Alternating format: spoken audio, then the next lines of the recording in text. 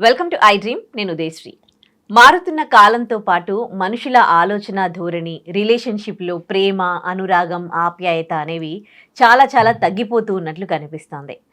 అంతకుముందు ఆ పిల్లల ముందు తల్లిదండ్రులు అస్సలు గొడవ పడేవాళ్ళు కాదు. అండ్ తల్లిదండ్రులు ఒకరి కోసం ఒకరు, భార్యాభర్తల మధ్య అడ్జస్ట్మెంట్ అనేది ఉండేది.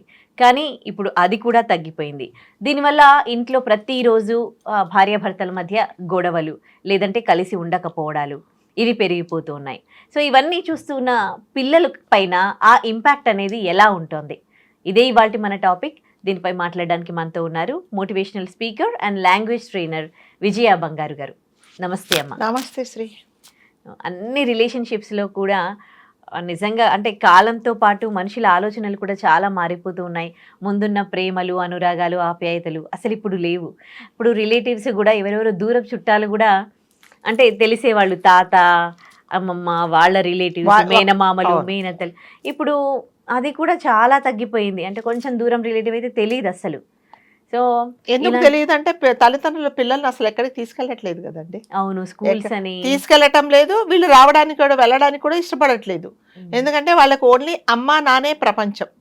ఒకవేళ అన్నదమ్ములు ఉంటే, సిబ్లింగ్స్ ఉంటే వాళ్ళే తప్ప వీళ్ళకి ఎవరూ తెలియదు. ఈవెన్ ఇంకా కొన్ని రోజుల తర్వాత అమ్మమ్మ ఎవరో, నానమ్మ ఎవరో, తాతయ్య ఎవరు కూడా తెలియని పరిస్థితి. ఎందుకంటే వాళ్ళని వీళ్ళు ఉంచుకోవట్లేదు కదా first of all. So only family అంటే అమ్మ, నాన్న, అక్క, చెల్లి, లేకపోతే నేను ఒక్కడినే, మేము ముగ్గురమే, అమ్మ, నాన్న, నేను, ముగ్గురే, అదే ఫ్యామిలీ. మరి అట్లాంటప్పుడు ప్రేమలు, ఆప్యాయతలు ఎవరికి ఏమవుతారో కూడా తెలియట్లేదు. ఒక పెద్ద ఫంక్షన్కు పొరపాటున ఎందుకంటున్నారంటే పొరపాటున తల్లిదండ్రులు పిల్లల్ని తీసుకెళ్తే పాపం పెద్ద ఆవిడే వచ్చి, నాన్న ఎంత పెద్దవాడు అయిపోయావురా, నేను ఏంటి, నేను బామ్మని అవుతా, అత్తయ్యని అవుతాను అని వాళ్ళని ఇంట్రడ్యూస్ చేసుకోవాల్సిన పరిస్థితి వస్తుంది.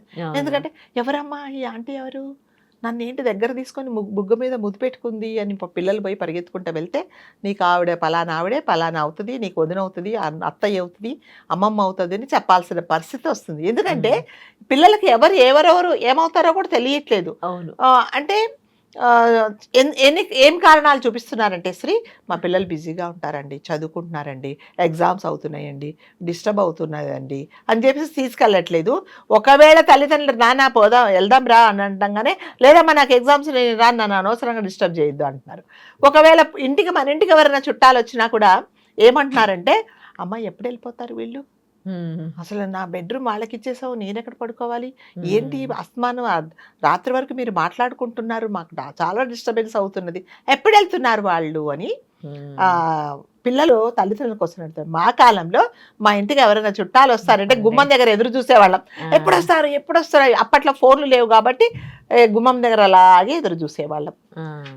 ఎందుకంటే అప్పుడు మాకు తెలిసేది అనమాట, వాళ్ళు వస్తే జనరల్గా పిల్లలు ఎవరైనా మన ఇంటికి చుట్టాలు వస్తే జనరల్గా బిస్కెట్స్, చాక్లెట్స్, లేకపోతే పళ్ళు ఏమన్నా తీసుకొచ్చి ఇచ్చేవాళ్ళు.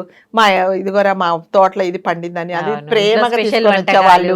స్పెషల్ ఇంట్లో అందరం కలిసి, ఎవరికి సెపరేట్ బెడ్రూమ్స్ లేవు, ఎవరి రూమ్లలో వెళ్ళి లోపల నుంచి గుళ్ళాలు పెట్టుకోవటం లేదు. ఒక పెద్ద చాప లేకపోయినా నేల మీద పడుకొని, ఒకరి వాళ్ళలో పడుకొని, ఒకరి కాళ్ళ మీద ఒకరు కాళ్ళు వేసుకొని చక్కగా ముచ్చట్లు చెప్పుకుంటూ, ఫోన్లు అనేవి లేవు కాబట్టి అలా ఉండేవాళ్ళం అనమాట. టైం ఎలా గడిచేదో తెలీదు. అయితే ఎవరైనా చుట్టాలు మన ఇంటికి వచ్చినప్పుడు వెళ్ళిపోతే మేమేం చేసేవాళ్ళం అంటే, వాళ్ళు చెప్పులు తీసి దాచిపెట్టేవాళ్ళం, వెళ్ళిపోతారేమో వీళ్ళు వెళ్ళిపోతారేమో అని చెప్పేసి. అంత ప్రేమలు, ఆప్యాయతలు ఉండేవి.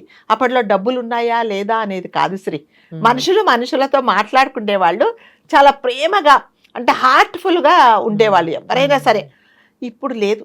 ఇప్పుడు అన్నీ కూడా ఒకవేళ పొరపాటున పిల్లలు డబ్బులు లేని ఫ్యామిలీతో వాళ్ళతో స్నేహం చేస్తే, ఏంటి మన స్టేటస్ ఏంటి, వాళ్ళ స్టేటస్ ఏంటి, నువ్వు వాళ్ళతో అలా ఎందుకు తిరుగుతున్నావు, అలా ఎందుకు మాట్లాడుతున్నావు అని తల్లిదండ్రులు అబ్జెక్ట్ చేస్తున్నారు. అట్ ది సేమ్ టైం తల్లిదండ్రుల యాటిట్యూడ్ పిల్లలు కూడా, పలాని వాడికి దగ్గర డబ్బులు లేవు, వీళ్ళు పూర్ ఫ్యామిలీ, సో మనం ఎక్కువ ఫ్రెండ్షిప్ చేయకూడదు, చదువు వరకని వాళ్ళు కూడా చేస్తున్నారు. సో ఇలా ఉన్నప్పుడు నిజంగా ఎవరికి ఏమవుతారో చెప్పుకోవాల్సిన పరిస్థితి ఎందుకంటే, నేను ఎవరికి ఏమవుతానో నేను వెళ్ళి నా వాళ్ళకు నేను చెప్పుకోవాల్సిన పరిస్థితి వస్తున్నది. సో ఇలాంటి ఉన్నప్పుడు నిజంగా పిల్లలకి ఏమీ తెలియదండి. మనం పిల్లలు తప్పు పట్టాలా, తల్లిదండ్రులను తప్పు పట్టాలా అంటే ఇంకా దానికి మనం ఏం చేయలేము పరిస్థితులకు అనుగుణంగా. కాకపోతే పిల్లలకు ప్రతి ఒక్కరు ఎవరికి ఏమవుతారో అనేది తెలియాల్సిన, కనీసం ఏదైనా ఫంక్షన్ జరిగినప్పుడు తీసుకెళ్ళట్లేదు. ఒక గెట్ టుగెదర్లు, ఇండివిజువల్ గెట్ టుగెదర్లు, తల్లి కిట్టి పార్టీ గెట్ టుగెదర్లు వేరే, తండ్రి మందు పార్టీ గెట్ టుగెదర్లు వేరే, పిల్లలవేమో వేరే. ఇంకా ఎవరు ఎలా తెలుస్తారు చెప్పండి. సో ఇలా ఉన్నప్పుడు పిల్లలకు నిజంగానే ఏమి తెలియదండి. ఇదంతా ఉపోద్ఘాతం ఎందుకు చెప్తున్నానంటే, వీళ్ళ ప్రపంచం ఏంటి? తల్లి తండ్రి, ఇంకా వీళ్ళకి ఎవ్వరూ తెలీదు. ఒకవేళ సిబ్లింగ్స్ ఉంటే అన్నో తమ్ముడో అక్కో చెల్లు, అంతే. ఎవ్వరూ తెలియదు వాళ్ళకి. పక్కన మన ఫ్లాట్స్ కల్చర్ వచ్చిన తర్వాత పక్కన వాళ్ళు ఎవరో కూడా మనకు తెలీదు. పక్కింటికి వెళ్ళి మనము ఏవి షేర్ చేసుకోం. ఇది వరకు ఏంటంటే ఏదన్నా వండంగానే, ఇదిగో మా ఇంట్లో కూర చేసాం, సాంబార్ చేసాం, పప్పు చేసాం, ఇది కొత్త వంటకం, మీరు అందరు రుచి చూసి చెప్పండి అని మనం తినేదానికంటే వేరే వాళ్ళ తిని రుచి చెప్తే మనకు చాలా ఆనందంగా ఉండేది. ఆ పిట్టగోడల మీద పెట్టుకొని ఒకరికొకరు షేర్ చేసుకొని గిన్నెలు మార్చుకునేవాళ్ళు. ఇప్పుడు లేవండి, అవన్నీ ఏమీ లేవు. సో కాబట్టి ఈ తల్లిదండ్రులకు, పిల్లలకు తల్లిదండ్రే తప్ప ప్రపంచం ఏంటో తెలియదు. సో అలాంటప్పుడు తల్లిదండ్రులు ఏం చేస్తున్నారంటే, పిల్లలను వాళ్ళు పోనీ నేను ఎవరిని పరిచయం చేయట్లేదు, నా పిల్లలకు ఎవరు తెలియదు కాబట్టి మన మధ్యలో ఏదన్నా ఉన్నా కూడా మనిద్దరం మాట్లాడుకోవాలి అనేది లేకుండా పిల్లల ముందే తల్లిదండ్రులు గొడవలు పడుతున్నారు చాలా మటుకు. మనం ఎన్నో 2-3 ఇన్సిడెంట్స్ చూసాము.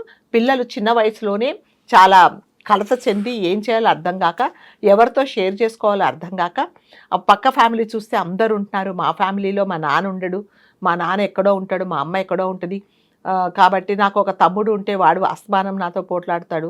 సో నేను ఎవరికితో ఏం షేర్ చేసుకో, మా అమ్మకు చెప్తే మా నాన్న లేడు అనే ఫ్రస్ట్రేషన్ అంతా మా మీద చూపిస్తుంది అనేసి కొంతమంది పిల్లలు సూసైడ్ చేసుకుంటున్నారు. శ్రీ, ఏం చెప్పాలో అర్థం కాదు.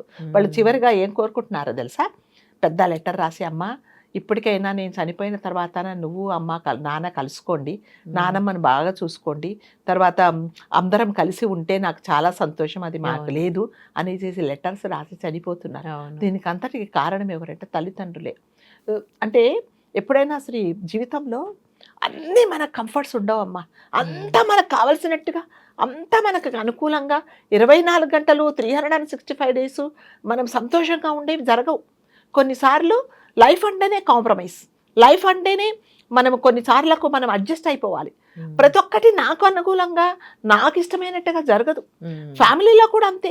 ఒకసారి హస్బెండ్ వినకపోవచ్చు మీరు చెప్పిన మాట, అట్లాగే భార్య మీ మాట వినకపోవచ్చు, ఇంట్లో ఎన్నో ఒత్తిడులు ఉండొచ్చు. ఇవన్నీ ఏంటంటే భార్యాభర్తలు మీ ఇద్దరు కూర్చొని మాట్లాడుకోవాల్సిందే తప్ప పిల్లల మీద మీరు గొడవ పడితే ఏమవుతుందంటే, పిల్లలు రేపు అందుకే ఇప్పుడు చాలా మంది ఏమంటున్నారంటే, ఏమ్మా పెళ్లి చేసుకుంటే వద్దు, మా అమ్మని మా నాన్న చూశాక నాకు జీవితం ఉంది, పెళ్ళంటేనే విరక్తి పుడుతుంది, నాకు పెళ్ళొద్దనంట. ఎందుకు? వాళ్ళ ఎగ్జాంపుల్ ఎవరంటే తల్లిదండ్రి. మరి వాళ్ళు ఈ రోజు ఆ డెసిషన్కి రావాల్సిన దానికి కారణం ఎవరంటే మీరే. ఎస్, మీరు అన్నట్టుగా ఫ్యామిలీలో గొడవలు ఉండవా? ఉంటాయి. భార్యాభర్తల మధ్యలో గొడవలు ఉండవా? ఉంటాయి. ఫ్యామిలీ అదే ఫ్యామిలీ. మరి ఫ్యామిలీ, కుటుంబం అంటేనే అది, జీవితం అంటేనే అది. పోట్లాటలు ఉంటాయి, ఎత్తుపల్లాలు ఉంటాయి, ఒడిదుడుకులు ఉంటాయి, కష్టాలు ఉంటాయి, నష్టాలు ఉంటాయి, సుఖాలు ఉంటాయి, బాధలు ఉంటాయి, బాధ్యతలు ఉంటాయి, హక్కులు ఉంటాయి. వీటన్నిటి మనం ఫేస్ చేయడమే అది షడ్రుచులదే జీవితం అంటే. సో చాలా మంది ఏం చేస్తున్నారంటే తల్లిదండ్రులు పోట్లాడేసుకొని ఒకరు మాట్లాడుకోకుండా, ఇంకా కొంతమంది అడ్వాన్స్ అయిపోయి, మీ నాన్నతో మాట్లాడొద్దురా, మంచోడు కదా మీ నాన్న, కాబట్టి నువ్వు నాన్నతో మాట్లాడొద్దని తల్లి పిల్లలకు చెప్తుంది. అట్లాగే అదే సేమ్ కదా, తండ్రి ఏం చేస్తాడు? మీ అమ్మ నా మీద అన్ని అబద్ధాలు చెప్తుంది రోయ్, ఏదైనా చేస్తే ఎవరింటికి వస్తున్నారో, ఎవరితో ఫోన్ మాట్లాడుతున్నారు, నాకు చూసి చెప్పు అని తండ్రి చెప్తున్నాడు. మరి పిల్లలు ఏం నేర్చుకుంటారండి? ఏం నేర్చుకుంటారు? వాళ్ళు ఎక్కడికి వెళ్ళి వాళ్ళ బాధలు ఎవరితో షేర్ చేసుకుంటారు? తల్లి ఏం చేస్తుందంటే, తండ్రి మీద ఉండే కోపంతో భర్త తనని ఇల్లిట్రీట్ చేస్తున్నారని పరిగెత్తుకుంటూ స్కూల్ నుంచి రాగానే, అమ్మా ఈరోజు స్కూల్లో ఏమైందో తెలుసా అని అనగానే ఆమె దగ్గరకు తీసుకోవట్లేదు. వెళ్ళరా, ఊరికే నన్ను విసిగిస్తావు, మీ నాన్నతో నాకే ఒక పెద్ద ప్రాబ్లం అంటే నువ్వు ఒకటి వెళ్ళిపా అని అంటది. అప్పుడు నిజంగా పిల్లవాళ్ళు బాధపడరా? వీటన్నిటికి ఏంటి అంటే కారణం తల్లిదండ్రే. ఎస్, మీ మధ్యలో ఏదైనా పొరపచ్చలు ఉంటే మీ ఇద్దరు మాట్లాడుకోండి. లేదు ఇది పరిష్కారం కాదు అంటే తెగదెంపులు చేసుకుంటే ముందు పిల్లల సంగతి ఏంటి అనేది కంపల్సరీగా ఆలోచించుకోవాలండి. పిల్లలు అంటే తల్లిదండ్రులు ఎస్ అంటే నేను మళ్ళీ ఏం చెప్తున్నానంటే, ఎస్ మాకు పరిస్థితులు బాగలేకపోతే హస్బెండ్ మమ్మల్ని ఎంత ఇల్లిట్ చేసినా మేము ఉండాలా అంటే ఉండద్దు, కలిసి ఉండద్దు. కానీ ఆ విడిపోయే ముందు పిల్లల బాధ్యత ఏంటి అనేది మాత్రం చాలా కంపల్సరీగా మనం మనం కొన్ని వీడియోలు చేసాం. ఒక భర్త ప్రతిసారి వచ్చి తండ్రి పిల్లాడిని చూస్తున్నాడని, ఆ తల్లి ఆ పిల్లవాడు తండ్రికి ఎక్కడ దగ్గర అవుతాడో అని అవును. కొడుకుని చంపేసి సూట్ కేసులో పెట్టేసి చేసింది. అవును. పిల్లవాడు ఏం చేశాడండి? వాడేం చేశాడు? అది మీరిద్దరు కదా పరిష్కరించుకోవాల్సింది. ఇప్పుడు పిల్లలకు తల్లిదండ్రులకు ఇద్దరికి సమాన హక్కులు ఉంటాయండి. తల్లికి పెద్ద హక్కులు ఉండవు, తండ్రికి హక్కులే ఉండకుండా ఉండదు. సమాన హక్కులు మీ ఇద్దరి ప్లానింగే ఆ పిల్లలు. మీ ఇద్దరు ఒకటైనప్పుడు పుట్టిన పిల్లలే వాళ్ళు. కాబట్టి తల్లికి ఎంత బాధ్యత ఉందో తండ్రికి అంత ఉంటుంది. తల్లికి ఎన్ని హక్కులు ఉంటాయో తండ్రికి కూడా ఉంటాయి. మీరు ఒకసారి డివోర్స్ అయిపోయిన తర్వాత జడ్జి గారు చెప్తారు, వారానికో నెలకో ఒకసారి వచ్చి మీ పిల్లల్ని చూసుకోవచ్చు తండ్రి అంటే, ఆవిడ అది భరించలేక పిల్లలను, ఇంకా నేను ఒక చోట విన్నాను, ఆ పిల్లాడిని చంపేసింది. అవును, ఎందుకంటే ఆమె భరించలేదు.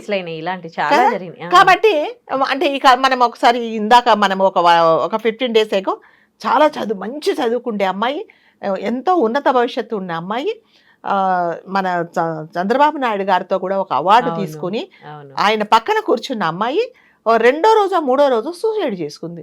ఎందుకు సూసైడ్ చేసుకుంది అంటే, ఎప్పుడో కొన్ని సంవత్సరాలు, అంటే ఈ అమ్మాయి చిన్నగా ఉన్నప్పుడే తండ్రి విడిపోయారు. తండ్రి ఒక చోట, తల్లి ఒక చోట. ఈమెకు తండ్రి చూడాలి అంటే ఈమె అపాయింట్మెంట్ తీసుకొని తండ్రి దగ్గరికి వెళ్ళి కాసేపు ఉండి రావాలి. అక్కడ ఉండగానే ఈవిడ ఫోన్, ఎంతసేపు ఉంటావు మీ నాన్న దగ్గర వచ్చేవని ఈవిడ ఫోన్ చేస్తుంది.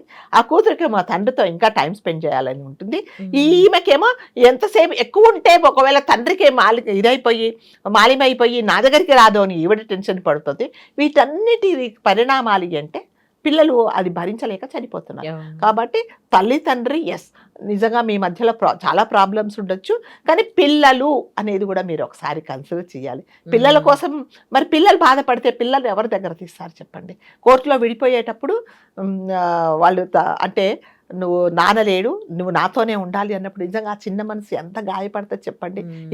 అంటే నాకు నాన్న ఉండడా? రేపు స్కూళ్ళలో పేరెంట్స్ మీటింగ్స్ అవుతుంటాయి, అందరు పిల్లలు తల్లిదండ్రులను తీసుకెళ్తే ఈవిడ ఒక్కతే వెళ్తుంది, లేకపోతే భార్య లేకపోతే తండ్రి ఒకడే వెళ్తాడు. ఆ చిన్న పిల్లల మనసులో ఎంత గాయపడుతుంది చెప్పండి.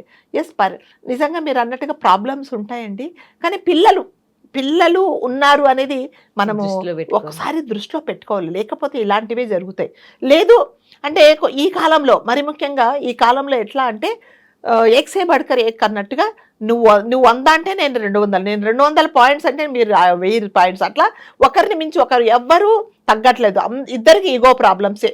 నువ్వు ఒకటంటే నేను 2, మీరు చిటికేసి నన్ను కొడితే నేను చంపదెబ్బ కొడుతున్నా, మీరు చంపదెబ్బ కొడితే నేను కర్ర తీసుకొని కొడుతున్నా, ఎక్కడ కాంప్రమైజ్ అవ్వట్లేదు. సో అలాంటి యాటిట్యూడ్ ఉన్నప్పుడు కొన్ని రోజులు పిల్లల్ని కనకపోవడమే మంచిది. మీ ఇద్దరు కలిసి ఉంటాము, సో మేము ఏదైనా అడ్జస్ట్ చేసుకుంటాము, మేము ఒకరి కోసం ఒకరు ఉంటాము, మాకు అంటే మేము భూమి మీదకి తీసుకొచ్చిన ఈ పిల్లలు మేము బాగా చూసుకుంటాము అన్న నమ్మకం ఉండేంత వరకు కొన్ని రోజులు ప్లాన్ చేసుకోవడమే మంచిది. దానికి తొందరే, దేనికి తొందరే, పెళ్లి చేసుకోవడానికి తొందరే, పిల్లల్ని కనడానికి తొందరే, మరి విడిపోవడానికి కూడా తొందరే. మీరు ఎక్కడ టైం తీసుకుంటున్నారు? కాబట్టి అనవసరంగా పిల్లలు ఎందుకు బలైపోతున్నారు అంటే, ఇది సెకండ్ ఇన్సిడెంట్. ఇంతకుముందు లాస్ట్ ఇయర్ కూడా ఒక అమ్మాయి, వాచ్మెన్ కూతురు, చాలా చక్కగా చదువుకుండే అమ్మాయి, పొద్దున తల్లిదండ్రులు గొడవ పెడుతుంటే, నాన్న అమ్మ గొడవ పడకండి అని పాపం 8 సంవత్సరాల అమ్మాయి వాళ్ళని ఎంత సర్ది చెప్పినా వినలేదని చెప్పేసి, నా చావుకు మీ సమస్యలే కారణము, కనీసం నేను చనిపోయిన తర్వాత అయినా మీరిద్దరు కలిసి ఉండండి అని లెటర్ రాసి చనిపోయింది. వీటన్నిటికీ తల్లిదండ్రులే కదండి కారణం. కాబట్టి కొంచెం ఓపిక, ఓర్పు, జీవితం అంటే అంతేనండి. అడ్జస్ట్మెంట్లు, కాంప్రమైజ్ అవ్వడము, తర్వాత ఒకరినొకరు అర్థం చేసుకోవడం, కూర్చొని మాట్లాడుకోవడము, ఇవన్నీ లేకపోతే ఏమవుతుందంటే, మీరు భూమి మీదకి తీసుకొచ్చిన ఈ పిల్లలు అనవసరంగా అంటే బలవన్మరణానికి పాల్పడుతున్నారు.